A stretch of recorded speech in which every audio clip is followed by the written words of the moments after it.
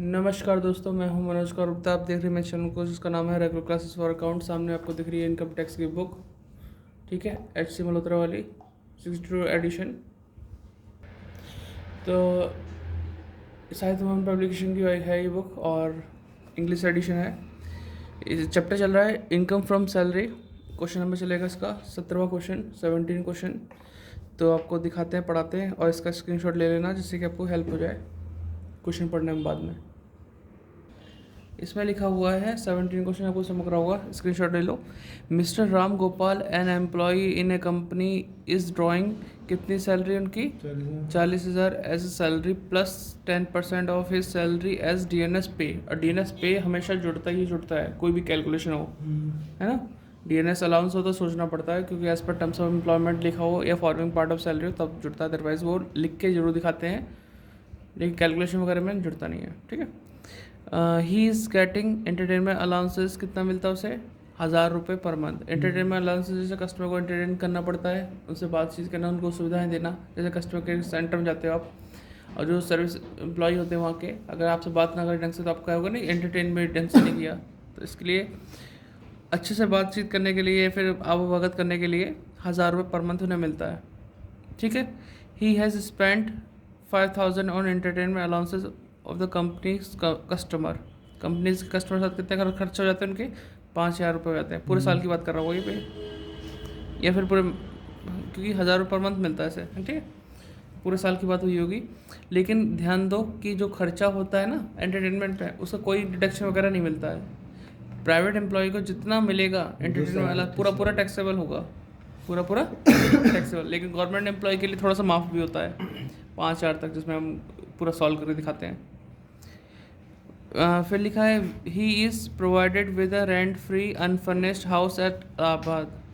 अब तुम देखो उसे क्या प्रोवाइड किया गया है? रेंट फ्री हाउस प्रोवाइड किया गया है इलाहाबाद में।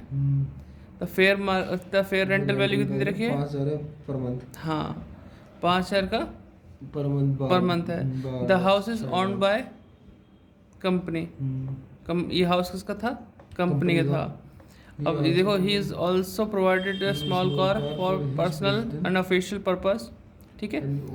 And all the expenses maintenance running met by company. सारे खर्चे किसके द्वारा होते हैं? कंपनी द्वारा होते हैं, ठीक है। फाइंड आउट द टैक्सेबल, हाँ जी, टैक्सेबल सैलरी निकालनी है। असेसमेंट 21-22 के लिए ये टैक्सेबल सैलरी है और कुछ हिंट दे रखा है, ठीक। हाँ, तो इसका स्क्रीनशॉट ले लो, क्वेश्चन करके दिखाते हैं। तो ऐसे शुरू करते हैं क्वेश्चन को। स्टैंड ऊंचा कर लेते हैं, यहाँ से आपको सही से दिखाई देगा।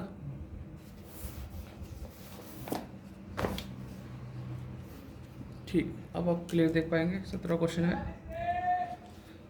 तो यहाँ लिखे computation of taxable income from salary, ठीक है, फॉर द असेसमेंट ईयर 2021 और 22। फर्स्ट पॉइंट जो हमें इसमें मिला था, सैलरी मिली थी, है ना। तो सैलरी कितनी थी? 40,000 40,000 पर मंथ। तो ये होगा 480। फिर दूसरा था डीपी मतलब DNS पे, इसी का 10%। तो 480 का 10% आपको पता है 48,000 होता है। 48,000 ही लिख दिया। नंबर 3 है एंटरटेनमेंट अलाउंसेस। तो ये तो फुल फॉर्म लिख दो या फिर short form. Entertainment allowances 1,000 into 12 हो जाएगा, 12,000 ये मिलता है, ठीक है। कोई दिक्कत तो नहीं? चेक कर लो एक बार। 480 तो ये हो गया था, इसका 1248 और 10% 48,000 वो जोड़ दिए हमने, और 1,000 इंटू 12 करके 12,000 ये जोड़ दिया, ठीक है। फिर इसका चौथा पॉइंट आता है, इसे मकान मिल रहा है, ठीक है, रहने के लिए रेंट फ्री हाउस इलाहाबाद में, और मकान किसका? ऑन बाय कंपनी का मकान है। तो इस केस में हमें पॉपुलेशन मिलना चाहिए था, तो वह भी फिलहाल मैं यहाँ लिख दूँ value of rent free house और लिख के अभी खाली छोड़ दो, तो इसकी वर्किंग करनी पड़ेगी। फिर है इसमें बोला कि कार मिल रही है, और कार कौन सी मिल रही है, छोटी बड़ी, जैसे लिखा है इज छोटी। Provided small car, personal office दोनों घर के यूज़ में आती है, सारे खर्चे कंपनी पे करती है, मतलब कौन से करती है, कंपनी, सारे खर्चे रनिंग वनिंग के। तो इसके लिए हम लिखेंगे वैल्यू, जो हमने छोटे क्वेश्चन में सीखा था ना अभी करना, वही चीज़ आएगी, वैल्यू ऑफ स्मॉल कार। इसे भी लिख के खाली छोड़ देंगे कि वर्किंग नोट में करना पड़ेगा, और तो कोई पॉइंट है नहीं सर। जोड़ोगे तो क्या आएगा, ग्रॉस सैलरी, लेकिन हम अभी लिख देंगे, जोड़ेंगे नहीं अभी। फिर लेस डिडक्शन में स्टैंडर्ड डिडक्शन आएगा 50,000, और फिर माइनस कर देंगे तो क्या आएगा, टैक्सेबल सैलरी। तो यहाँ तक तो आपका क्वेश्चन निपट गया। देखो इतना ही बड़ा क्वेश्चन होने वाला और तो है नहीं, बस अब नंबर किस बात के मिलेंगे, रेंट फ्री हाउस की वर्किंग करने के लिए और वैल्यू ऑफ स्मॉल कार की। तो वर्किंग नोट यहाँ सॉल्व कर देते हैं। Working note number 1, calculation of rent free house, तो गलत है, हाँ भाई, रेंट फ्री हाउस का ये जो था इलाहाबाद में था, मकान कंपनी का है, तो ऐसी कंडीशन पॉपुलेशन मिलना चाहिए, और पॉपुलेशन नहीं दे रखी है, मकान कंपनी का है, तो आप समझ जाना कि आपको ऐसी जगह मकान है जहाँ पे पॉपुलेशन 25 लाख से ऊपर होगी। और इलाहाबाद की अगर गूगल पे भी चेक कर लोगे तो शायद 25 लाख से ऊपर ही निकलेगी। तो हम यहाँ पर क्या लेंगे, सैलरी का 15%, ठीक है। अदरवाइज़ ये ज़रूर देते आपको पॉपुलेशन के बारे में। अगर मकान मालिक का नहीं होता, किराए पे लेके दिया होता, तो जो किराया पे कर रहा है कंपनी या एम्प्लॉयर, वो चीज़ और सैलरी का 15%, दोनों में से जो भी कम होता वो वैल्यू मानते। इसके लिए थ्योरी पढ़ाई थी ना, वो सारी चीज़ें हमें ध्यान रखनी है, और जो वीडियो देख रहे हैं उनको पढ़ लेना दोबारा से, एक बार क्लियर हो जाएगा। तो अभी मैं लिखूँगा 15% ऑफ सैलरी, क्योंकि मकान इलाहाबाद में है, मकान कंपनी का है, तो हम 15% से ऊपर मान के चल रहे हैं।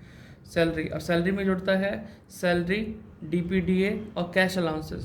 सैलरी है, DP है, DP तो जोड़ना, DA होता तो नहीं जोड़ते एक बार, अगर as per terms of employment ना लिखा होता तो नहीं जोड़ते। और फिर एंटरटेनमेंट अलाउंसेस है, कैश अलाउंस के नाम पे, और तो कोई अलाउंस मिला नहीं। इन तीनों को प्लस करो, और तो ये कितना आया था, 480, 440, फिर 540, पूरा 540 आया था। हाँ, तो 48,000 ये होगा हमारा 528, हाँ, प्लस 12 12,000 ये होगा 40, ठीक है। तो इसका 15% जो भी होगा, 81,000, ये दिख रहा होगा 15%, थोड़ा छोटा ओवर राइटिंग हो गया, 81,000। अनफर्निश्ड हाउस था ना, अगर फर्नीचर होता तो फर्नीचर की वैल्यू का 10% और ऐड कर देते, और कुछ हमसे चार्ज किया जा रहा होता तो माइनस कर देते। तो फिलहाल अभी कुछ नहीं है, तो बस यही जोड़ देंगे, value of rent free house, RFH 81,000। इसको मैं यहाँ लिख दूँगा 81,000 को। ये वाला पॉइंट क्लियर हो गया, ठीक है। इसके बाद दूसरा वैल्यू ऑफ स्मॉल कार, ये तो मैं यहाँ भी कर सकता हूँ, कोई ज़्यादा बड़ा वाला हिसाब किताब नहीं है। कार पे खर्चे सारे कौन कर रहा है, मालिक कर रहा है, यानी कि एम्प्लॉयर कर रहा है, कंपनी कर रही है। और कार यूज़ होती है ऑफिस और घर के लिए, और कार है छोटी। जब सारे खर्चे एम्प्लॉयर करता है तो हम एक लाइन बोलते हैं 1800, 2400, 900। छोटी कार के लिए 1800, बड़ी के लिए 2400 और ड्राइवर के लिए 900 रुपये। जब सारे खर्चे करे कौन, कंपनी। अगर एम्प्लॉयर अपना कर रहा है, एम्प्लॉय अपना कर रहा है, तो 600, 900, 900 होता है। तो फिलहाल 1800 × 12 कर देंगे, देखो कितना आ रहा है। और ड्राइवर वगैरह तो कुछ दे नहीं रखा, तो बताओ 1800 × 12 करो, 21,600 तो नहीं आ रहा, देखो बार 1800 × 12, 21,600, हाँ, तो 21,600 हमने लिख दिया। अब आपको करना है कि सारी चीज़ प्लस करनी है, देख प्लस करो सारी। तो यहाँ से तुमने, सॉरी हिल गया इसमें, यहाँ तक तुमने कर दिया था, 540 आया था, इसमें 81,000 जोड़ दो और 21,600 जोड़ दो। 540 प्लस 81,000 81,000 प्लस 21,600 कितना आया, 6,42,600, 6,42,600 में से 50,000 माइनस करो, 5,52,600। आंसर आ गया आपका सेम। ठीक है, नोट डाउन कर लो। उम्मीद करता हूँ वीडियो पसंद आई होगी। पसंद आई है तो लाइक शेयर सब्सक्राइब, और नए हो तो शेयर ज़रूर करना, लाइक भी करना, और डिस्क्रिप्शन चेक करना अगर कुछ हेल्प करना चाहो तो। बार बार बोल रहा हूँ, बाय बाय।